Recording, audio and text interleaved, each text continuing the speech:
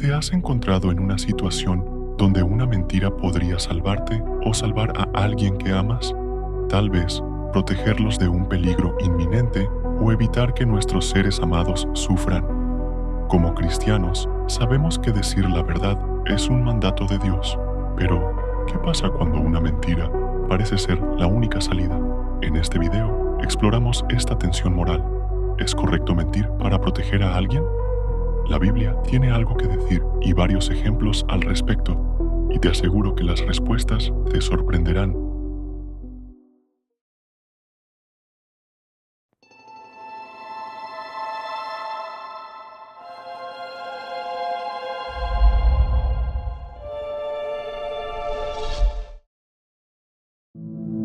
Imagina que te enfrentas a una situación como esta. Eres una madre o padre que tiene que mentir para proteger a su hijo durante un conflicto armado. U ocultas a una persona inocente que está siendo perseguida injustamente.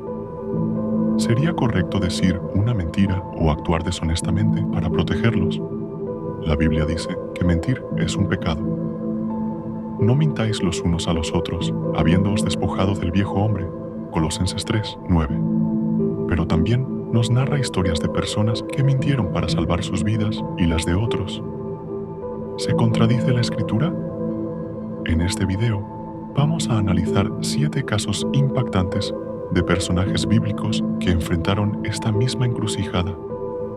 Al final del video entenderás por qué Dios transforma incluso nuestras decisiones equivocadas para su gloria y por su gracia, pero también por qué mentir nunca debería ser nuestra primera opción. ¿Estás listo para desafiar tu forma de pensar?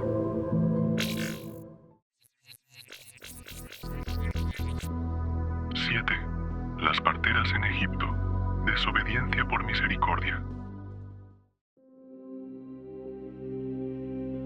En Éxodo 1, del 15 al 19 dice: Había 2 parteras de las hebreas a las que el rey de Egipto ordenó: cuando ayuden a las hebreas en sus partos, fíjense en el sexo. Si es niño, mátenlo. Pero si es niña, déjenla con vida. Sin embargo, las parteras temían a Dios, así que no siguieron las órdenes del rey de Egipto, sino que dejaron con vida a los varones. Entonces el rey de Egipto mandó llamar a las parteras y les preguntó: ¿por qué han hecho esto? ¿Por qué han dejado con vida a los varones?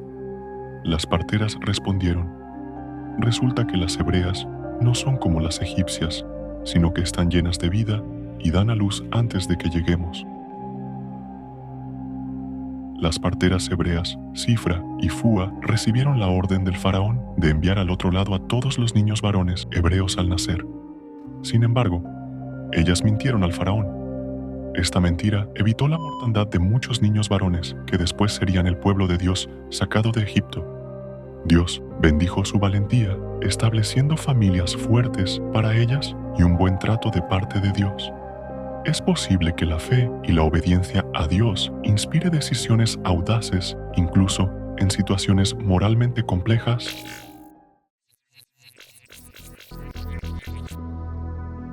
6. Rahab, la mentira que salvó vidas.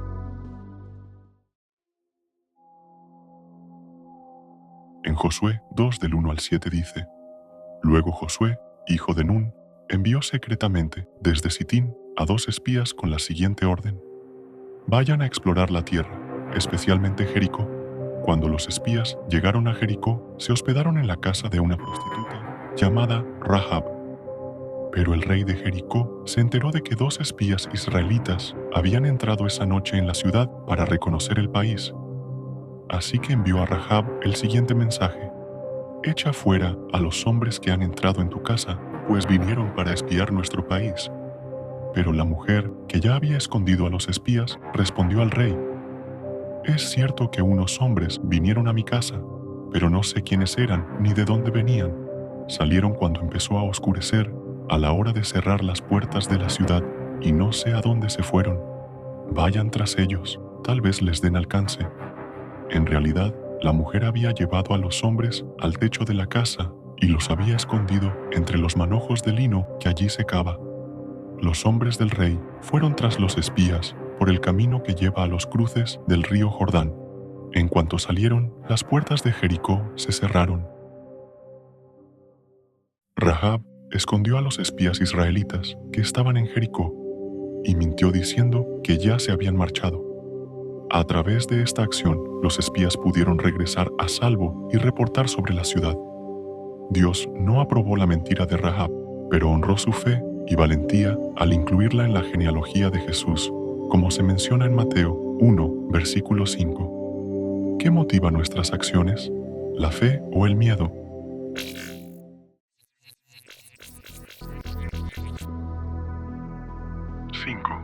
Abraham, una mentira por miedo.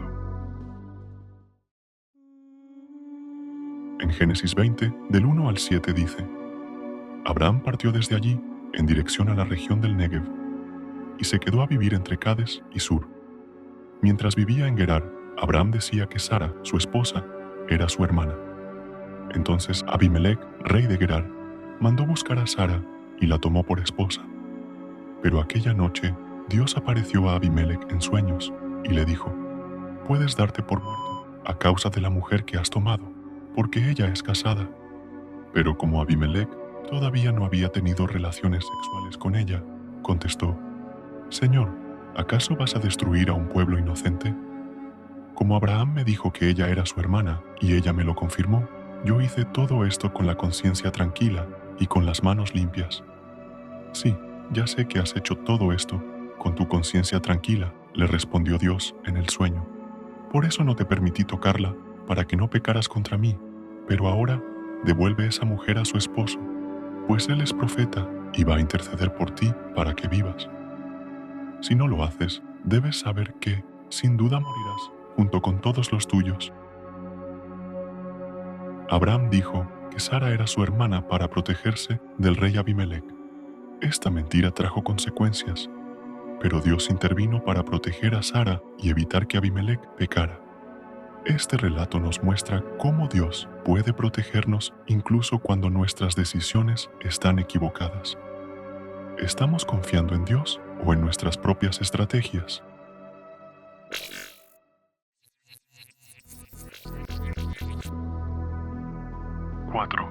Isaac, siguiendo el ejemplo equivocado. En Génesis 26 del 7 al 10 dice: Y cuando la gente del lugar preguntaba a Isaac acerca de su esposa, él respondía que ella era su hermana. Tan bella era Rebeca que Isaac tenía miedo de decir que era su esposa, pues pensaba que por causa de ella podrían matarlo. Isaac vivió allí un largo tiempo. Un día, Abimelec, el rey de los filisteos, miraba por una ventana.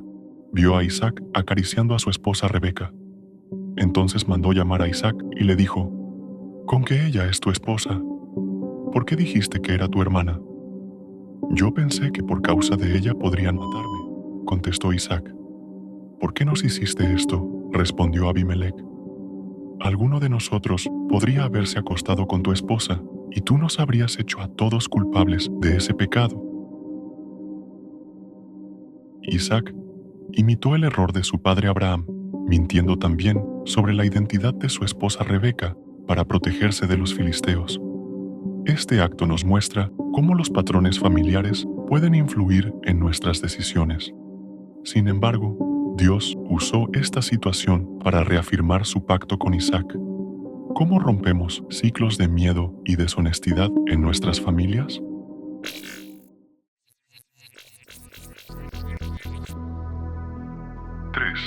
Jacob, una vida marcada por el engaño.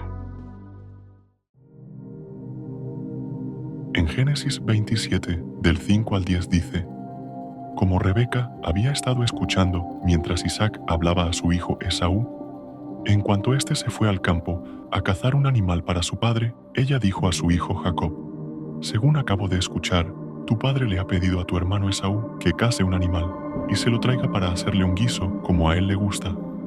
También le ha prometido que antes de morir lo va a bendecir, poniendo al Señor como testigo. Ahora bien, hijo mío, escúchame bien y haz lo que te mando. Ve al rebaño y tráeme de allí 2 de los mejores cabritos. para que yo le prepare a tu padre un guiso como a él le gusta. Tú se lo llevarás para que se lo coma, y así él te dará su bendición antes de morirse. Con la ayuda de su madre Rebeca, Jacob mintió a su padre Isaac para robar la bendición de su hermano Esaú. Aunque Dios había planeado que Jacob recibiera esta bendición, las consecuencias de su mentira lo persiguieron durante muchos años. Este relato nos recuerda que, aunque Dios puede redimir nuestras decisiones, el pecado siempre tiene un costo. Es mejor esperar en los tiempos de Dios que forzar sus planes.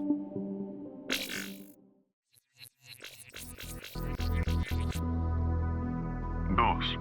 Los hermanos de José, una mentira colectiva.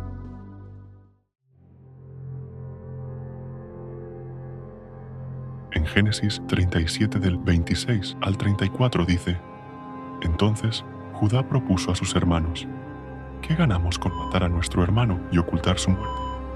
En vez de eliminarlo, vendámoslo a los ismaelitas. A fin de cuentas, es nuestro propio hermano. Sus hermanos estuvieron de acuerdo con él. Así que cuando los mercaderes madianitas se acercaron, sacaron a José de la cisterna y se lo vendieron a los ismaelitas por 20 piezas de plata. Fue así como se llevaron a José a Egipto.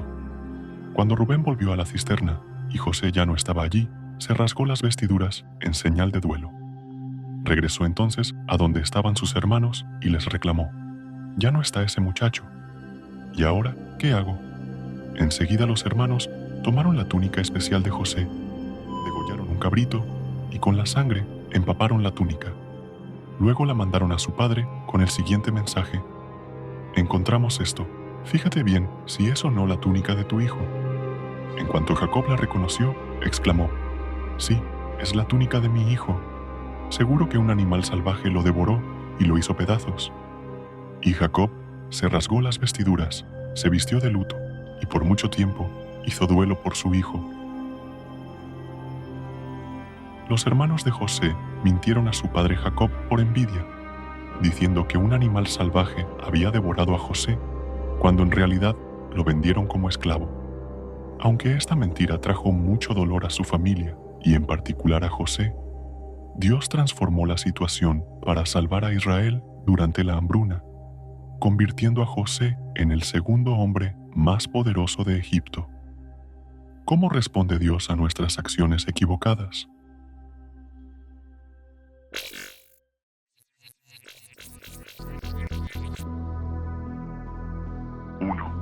Pedro, negación y redención. En Mateo 26 del 69 al 75 dice: Mientras tanto, Pedro estaba sentado afuera, en el patio, y una criada se acercó. «Tú también estabas con Jesús de Galilea», le dijo, pero él lo negó delante de todos, diciendo: «No sé de qué estás hablando». Luego salió a la puerta, donde otra criada lo vio y dijo a los que estaban allí: «Este estaba con Jesús de Nazaret». Él lo volvió a negar, jurándoles: «A ese hombre ni lo conozco». Poco después se acercaron a Pedro los que estaban allí y le dijeron: «Seguro que eres uno de ellos. Se te nota por tu acento». Y comenzó a echarse maldiciones y juró: «A ese hombre ni lo conozco». En ese instante cantó un gallo. Entonces Pedro se acordó de lo que Jesús había dicho: «Antes de que el gallo cante, me negarás 3 veces». Y saliendo de allí, lloró amargamente. Pedro negó a Jesús 3 veces por miedo a represalias que podían ser mortales para él.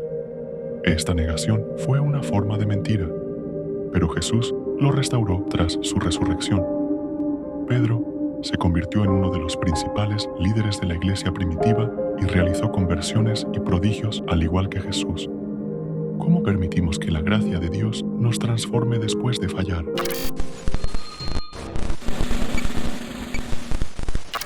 La mentira y la deshonestidad son pecado. La Biblia lo deja claro en textos como Proverbios 12:22, donde dice: «El Señor aborrece a los de labios mentirosos, pero se complace en los que actúan con lealtad». Sin embargo, también se nos muestra que Dios usó las decisiones equivocadas de muchos personajes bíblicos para demostrar su gloria y su poder. Esto no significa que estemos llamados a mentir, antes todo lo contrario. Estamos para confiar en su soberanía, incluso en las situaciones más difíciles. Entonces, ¿la Biblia se contradice? Nunca. Los relatos de personas que mintieron en las Escrituras se pueden entender como respuestas emocionales en tiempos de angustia, no como recomendaciones. Son narraciones de cómo Dios obra incluso en medio del pecado humano y recordatorios de su amor y misericordia. Como dice Romanos 8:28. Ahora bien, sabemos que Dios dispone todas las cosas para el bien de quienes lo aman, los que han sido llamados de acuerdo con su propósito. La verdad y la honestidad siempre deben ser estandartes de la vida de un cristiano. Si nos mantenemos fieles a estos principios, Dios nos protegerá y hará que todas las cosas sean favorables para quienes lo amamos. Examina tu corazón, especialmente cuando las mentiras son innecesarias o piadosas. Juan 14:6 nos recuerda que Jesús es el camino, la verdad y la vida. Si ya es tarde y mentiste, pide perdón a Dios. Él es fiel y justo para perdonarnos y limpiarnos de toda maldad. Pídele también que te exima de las consecuencias de tu error. Y después de esto, enfócate en vivir una vida agradable a Él. Es diferente haber pecado con una mentira que llevar una vida de mentiras. Seamos veraces y mantengámonos firmes. Déjame saber qué opinas de todo esto en los comentarios. Si este mensaje tocó tu corazón, no lo guardes solo para ti, compártelo. Y por favor, deja tu pulgar arriba. Si te gustó este canal y su contenido te resultó interesante, considera suscribirte y activa la campanita para que YouTube te recomiende nuestros próximos videos. Muchas gracias y Maranata.